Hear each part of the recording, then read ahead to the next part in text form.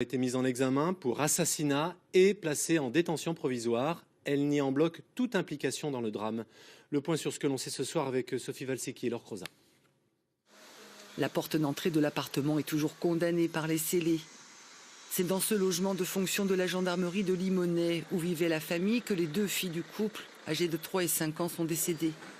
Les premiers éléments des autopsies n'ont pas permis de déterminer l'origine de la mort, mais les enquêteurs privilégient la thèse de l'infanticide.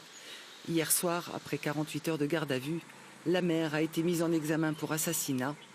Des accusations qu'elle réfute en bloc. Elle nie.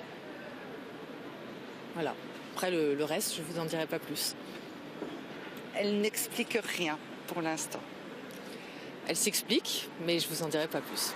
Selon une source proche de l'enquête, le père, un gendarme de Limonest, soupçonne son épouse d'avoir donné la mort à ses enfants. Le couple était en instance de séparation. La jeune femme âgée de 38 ans est décrite fragile et bipolaire par son entourage.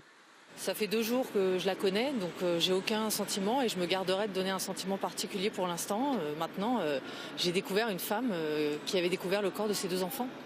Donc oui, elle est fatiguée et elle n'est pas bien, forcément.